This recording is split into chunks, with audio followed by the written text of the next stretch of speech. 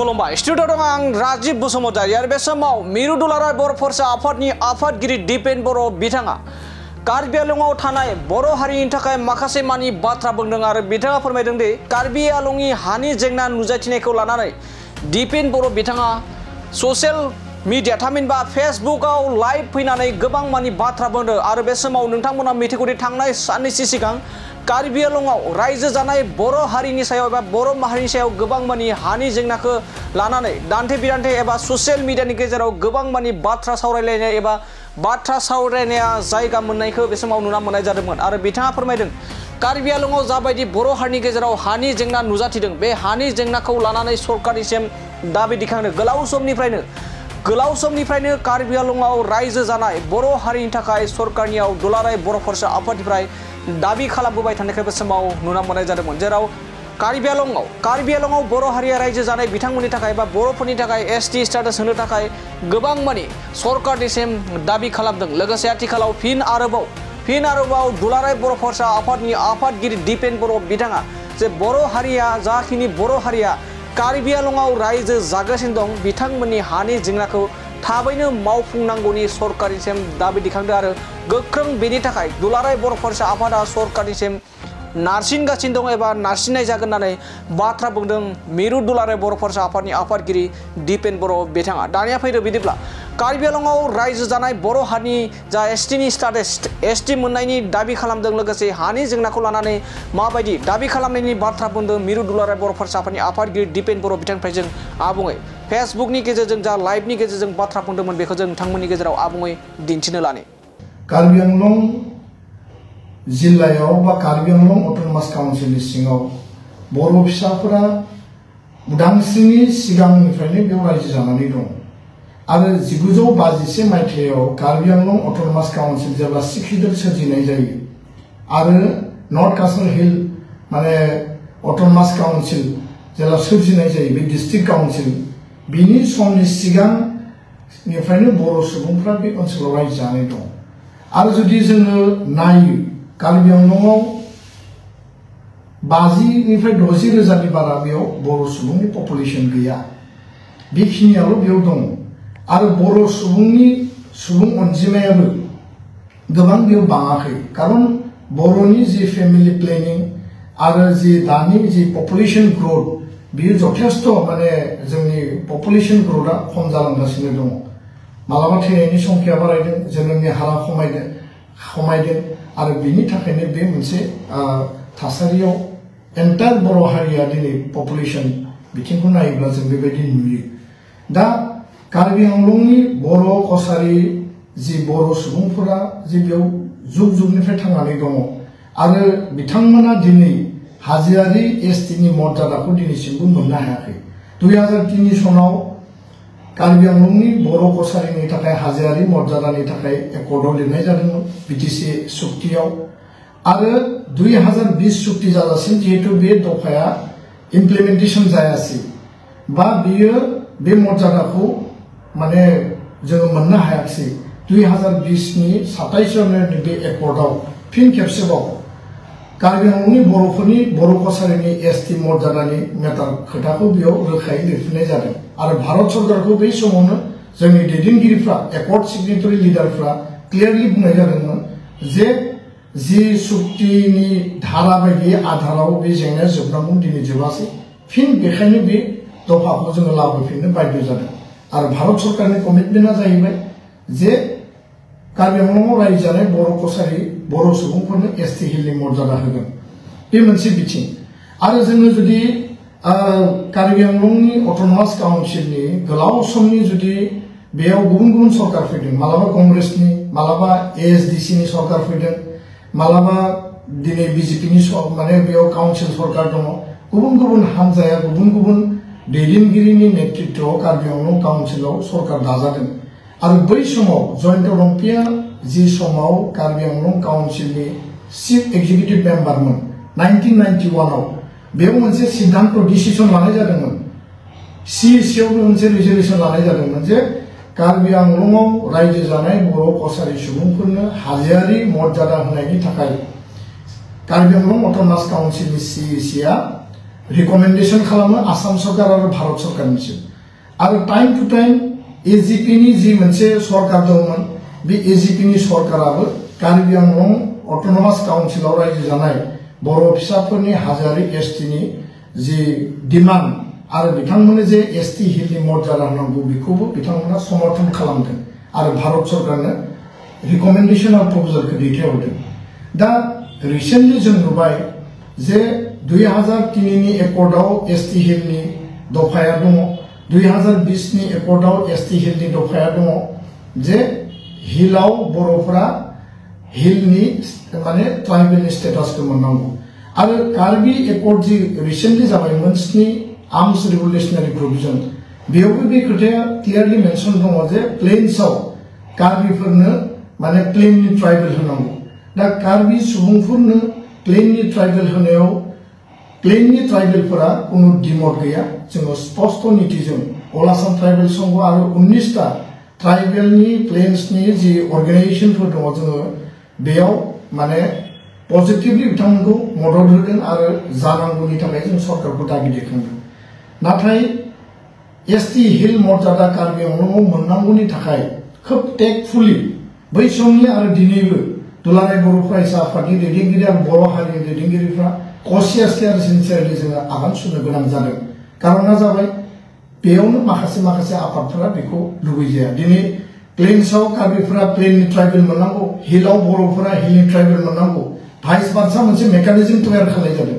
आरो बे मेकानिजमनि आधाराव होम डिपार्टमेन्टआ ट्राइबेल एफेयार्स डिपार्टमेन्टनो बर'आ एसटि हिलनि मर्यादा मोननांगौनि थाखाय गासै माने जिखिनि प्रसेसखौ कमप्लिट खालामनानै ट्राइबेल माने एफेयार्स डिपार्टमेन्ट गभर्नमेन्ट अफ इन्डियानो होनानै दोनदों थेवबो दिनै पार्लियामेन्टआव बे बिला फैनांगौमोन फिसा ट्राइबेलफोरखौ अल ओभार इन्डियायाव प्राय 15टासो साब ट्राइबखौ खालामनाय जाबाय बर'आ अलरेडि जोङो माने अल ओभार इन्डिया जों ट्राइबेल आसामाव जों प्लेन्स ट्राइब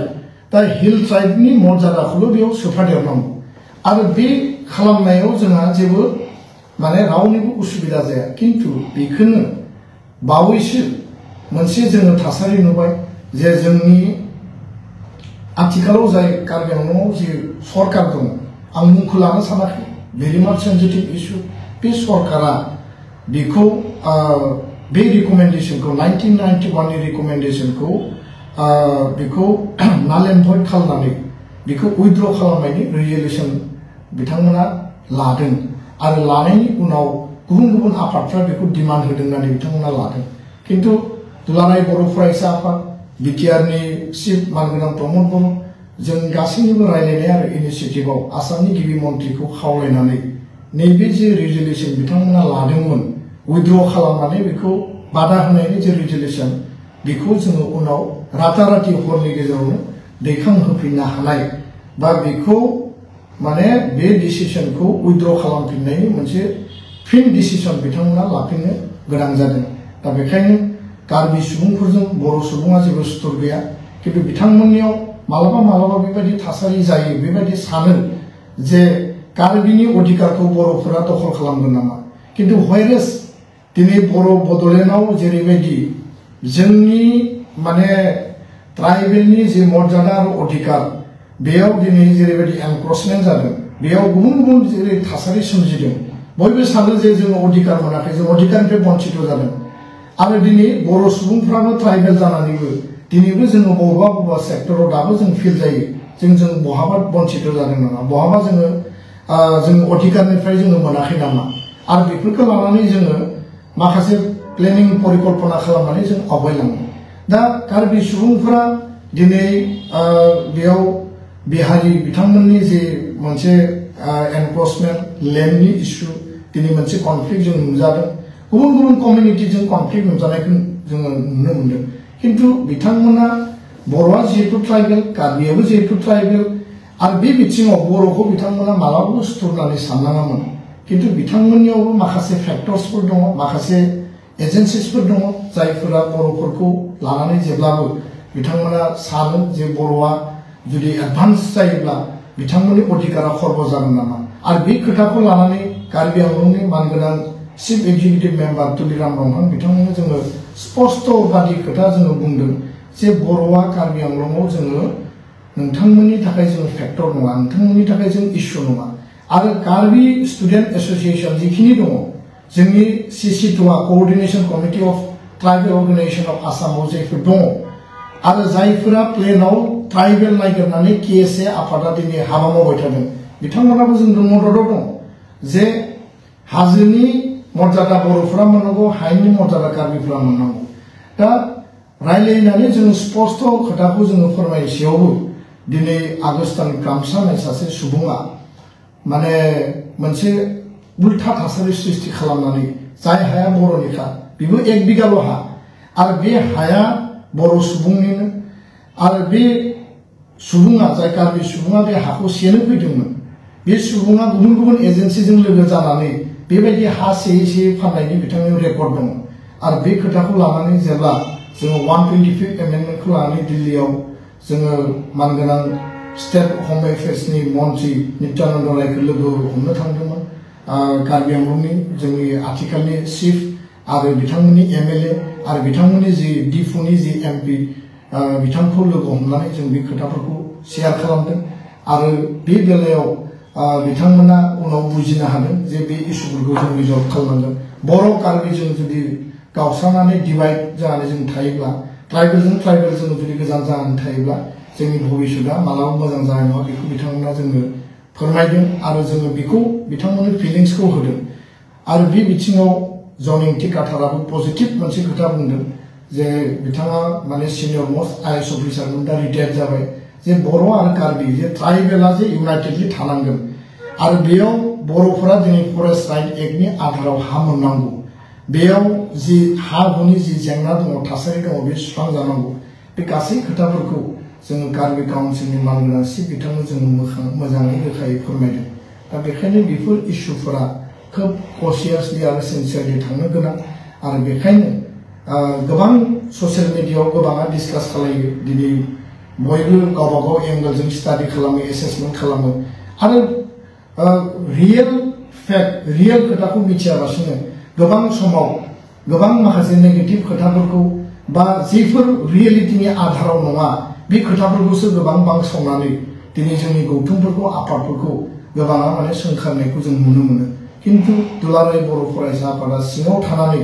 जेरैबायदि जोङो गेब्लेनायनि गेजेरजोंब्लाबो जों गावनि सिनस्रियाव गसंथानानै बेफोर जेंनाफोरखौ जाहाथे बर' आइ आफाया कुनु कारनाव कुनु जायगायाव सार्भाइभेलनि क्राइसिस जाया बिनि थाखाय जों जेब्लाबो नोजोर होबोदों आरो हाबा मावबोदों दा बेखायनो कार्बि आंलंनि बर' फिसाफोरनि जि मोनसे मर्यादा बिथांमोननि जि लं जि बार्निं इस्यु आरो बे मोनसे थांना थानायनि मोनसे लाइफलाइन आरो बे मर्यादाखौ मोनाब्ला जों गासै सोलोंथाइ बिथिङाव रांखान्थि बिथिङाव इमप्लयमेन्ट बिथिङाव जोंनि राजखान्थियारि आरो संबिधानिक बिथिङाव जोङो माने दिनै बन्सित जागासिनो दं आरो बेखायनो जोंनि दैदेनगिरिफ्रा दिसपुराव थानाय बर' दैदेनगिरिफोर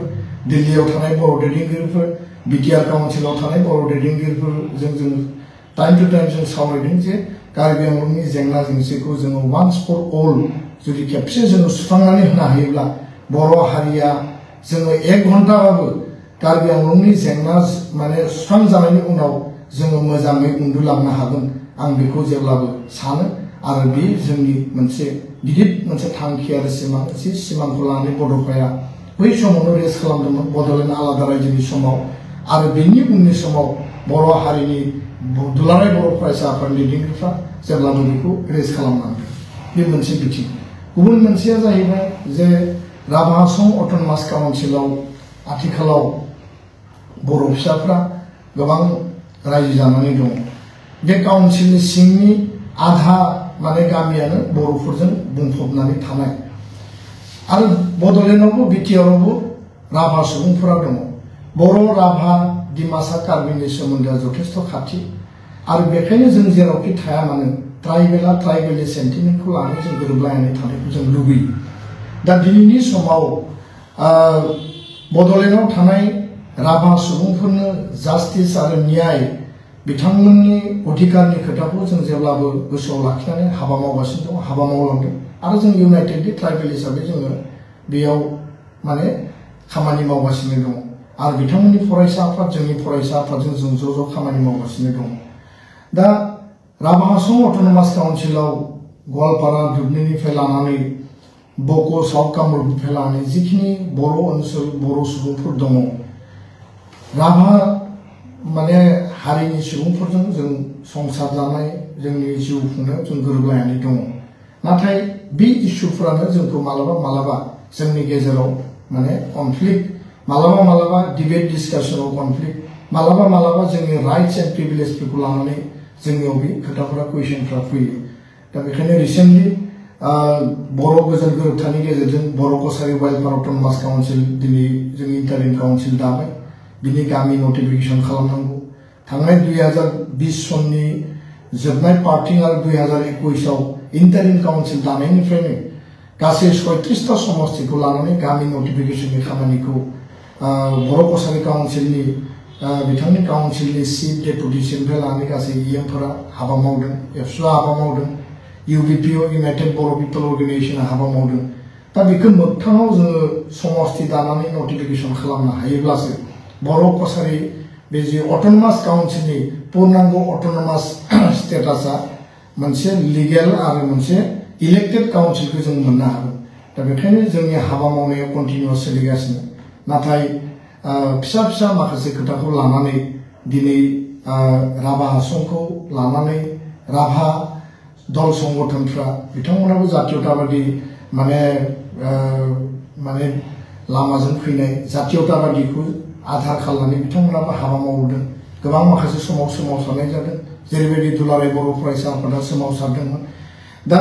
बर' फिसाफोरनि साननाय आरो लुबैनाया जाहैबाय जे बर' कसारि काउन्सिलाव जों बयबो थानो मोननांगौ आरो बेखायनो आसामाव थानाय माने 6 शिड्युलनि बायजोआव गासैबो बर' फिसाफ्रा सेटेलाइट काउन्सिलाव थानो मोननांगौ बे बयनिबो एकमत एक सिन्ता आरो बे स्पिरिटखौनो लानानै जोङो आसाम सरकार भारत सरकारजों जों खामानि मावगासिनो दङ जे गासै बर' ओनसोल बर' गामिफोरखौ आसाम सरकारा नटिफाइ खालामनायनि गेजेरजों बे काउन्सिलखौ पूर्णांग मर्यादा होनांगौ नाथाय गुबुन फारसेथिं राभा आफाद राभा दल संगठन आरो राभा हासं जि जोंहा काउन्सिल दङ बिनि चिफनिफ्राय लानानै बे काउन्सिलनि जेसेबां दङ बे बिथांमोना 6 शिड्युल दाबि खालामनानै सोमावसारबोदों आरो 6 शिड्युल आन्दोलनजों बिथांमोना भारत सरकारनियाव दाबिदों आसाम सरकारनियाव दाबिदों आरो राभा हासं अट'नमास काउन्सिलनि माखासे सेन्सिटिभ माने सारिखिमा बे सोरगिदिंखौ नायनानै बेयाव जिहेतु इलिगेल इनफिल्ट्रेशन जादों बे जिहेतु मानकासार बांलादेश धुबुरीनि नियारेस्ट आरो वेस्ट गवालपारा साउथ गवालपारा जदिव बेयाव गार' हिल दङ तथापि होमब्लाबो बेयाव बे दिगा जथेस्थ भालनारेबल आरो बिनि लेन्ड प्रटेक्शन बेयाव थानाय ट्राइबेलफोरनि आइडेन्टिटी राभा बर' गार' बे गासैनिबो आइडेन्टिटीखौ लानानै दिनै भारत सरकार आसाम सरकाराबो सानाखै नङा सानदों जे बेखौ बे ओनसोलखौ बोरै प्रटेक्शन खालामनो हायो दा बेखायनो बिथांमोना दा बेनाय बायदि आसाम सरकारा रिकमेन्डेशन हरदों भारत सरकारनिसिम जे बे ओनसोलखौ 6 शिड्युल हिसाबै डिक्लेयार खालामनांगौ बा भारत सरकारा 6 शिड्युलनि मर्यादा होनांगौ किन्तु भारत सरकारा माब्ला बेखौ 6 शिड्युलनि मर्यादा होगोन माला बिनि स्टेटासखौ होगोन बा दानानै होगोन बे आल्टिमेटलि भारत सरकारनिसो मेटार बा भारतनि जि बिथांमोननि होम डिपार्टमेन्ट दङ बे बिथांमोननि आल्टिमेट माने सिद्धांत हिसाबैसो बेयो जागोन दा बेखायनो बे खोथाखौ लानानै दिनै नैबे जि सल्युसन बर' कसारि गवालपारा अट'नमास काउन्सिलनि बे लेभेलाव भिलेज नटिफिकेशननि सल्युसना जथेस्थ दिनै लेंदि जानानै थाबाय आरो बिनि समाधाननि थाखाय गिबि मन्थ्रिखौ जों खावलायदों आरो गिबि मन्थ्रिखौ जों खावलायनायाव मोननै खोथाखौ जों स्पष्टयै बुंदों जे बर' कसारि काउन्सिलाव बर' सुबुंफोरा थानो लुबैयो आरो बिनि थाखाय बिनि मर्यादाखौ होनांगौ आरो राभा हासं अट'नमास काउन्सिला 6 शिड्युल जि दाबिदों बेयावबो जोङो बादा होआखै किन्तु 6 शिड्युला माला जागोन दिनैनो जों बुंनो हाया आरो जेब्लासिम 6 शिड्युल जाया बर' सुबुंफोरा बर' कसारि गवालपारा अट'नमास काउन्सिलाव थानो मोननांगौ आरो जेब्ला राभा हासंखौ 6 शिड्युल खालामनाय जागोन 6 शिड्युल माने ट्राइबेलनि काउन्सिल बेयाव ट्राइबेला इकुवेल राइट्स इकुवेल मर्यादा मोनगोन जाहाथे बेयाव राभा बर' बयनिबो माने जि मर्यादा बिनि अधिकारा जाहाथे इकुवेल थायो बे खोथाखौ जोङो नोजोर बोनानै आसाम सरकारजों जों सावरायदों आरो बे खोथाखौ आं रोखायै बुंगोन बड'लेण्डआव बिटिआरआव बर'फोरा बिग ब्रादार आरो गासैखौबो लानानै जोङो ज'यै थांनांगोन आरो बड'लेण्डनि बिटिआरनि सार्थनि थाखाय हाबा मावनांगोन। बर' कसारी काउन्सिला एक्सक्लुसिभलि बर'फोरनि थाखाय आरो बेयाव बर'आनो बेयाव किं मेकार, बेयाव गुबुन हारिनि कुनु खोथायानो फैया, खारन बर' गामिखौ लानानैसो काउन्सिलखौ सेटेलाइट दानाय जादों। राभा हासं अट'नमास काउन्सिलाव राभाफोरा बिग ब्रादारनि रलखौ प्ले खालामनांगोन आरो बेखायनो जों आरसुजों टाइम टु टाइम जों रायलायबाय थादों जे नोंथांमोना बर' गार' गासिखौबो लानानै बयनोबो इकुवेल राइट्स इकुवेल प्रिभिलेज होनायनि गेजेरजों जुदि अनलायलायनायनि गेजेरजों बिश्वासनि गेजेरजों जातीयताबादनि आधारखौ लानानै जोंनि राव थुनलाइ जोंनि संबिधानिक आरो राजनीतिक अधिकारखौ जों जुदि इकुवेलि लांनो हायोब्ला बेयाव कुनु डिबेट आरो बेयाव कुनु माने कनफ्लिक्ट फैनायनि खोथा गैया। कार्बि आंलंआवबो सेम, बेयाव कार्बिफोरा बिग ब्रादार आरो बेयाव थानाय आदार जिखिनि ट्राइबेल दङ बे ट्राइबेलफोरखौ बर' थाबाय, बेयाव गुबुन गुबुन दिनै दङ, बिथांमोनखौ लानानै ज'यै बिथांमोना बिग ब्रादारनि रलखौ लानानै थांनांगोन। दा बेखायनो फैबाय थानाय समाव जों आसा खालामदों जे कार्बि आंलं आरो राभा हासंनि जि क्रुसियेल जि मोनसे थासारि बेखौ जों गोख्रैनो समाधान खालामनो हागोन। आरो दिनै आं बे मोननै इस्युखौ बुंनाया जिखिनिखौ बुंनो हायो आं बर' आइ आफा रायजो राजानो फोरमायबाय, खारन बे दिगखौ लानानै जों सिरियासलि खामानि मावदों। गोबांनियाव बे खोथाखौ जोङो अपेनलि बुंनो हाया आरो माखासे बुंनो हायै माखासे खोथाफोर दङ जि खोथाफोरा कन्फिडेन्सियेल आरो बेखौ जोङो सरकारजों जिहेतु जों खोब टेक्टिकेलि सरकारखौ जों प्रेसार बिल्डिं खालामनानै जोंनि जेंना जोंनि अधिकार आरो आसामाव थानाय गासै बर' आइ आफानि आइडेन्टिटि राइट्स एन्ड प्रिभिलेज जोंनि अधिकारनि सार्थनि थाखाय दुलाराय बर' फरायसा आफादा जेब्लाबो खामानि मावगोन आरो बे बिथिङाव जोङो गासैखौबो बिश्वास आरो माने जातीयताबादनि आधाराव जोङो लामा हान्थिलांनायखौनो दिनैनि टाइमनि राइट डिसिसन होननानै जोङो जेब्लायबो सानो। गोजोन्थों।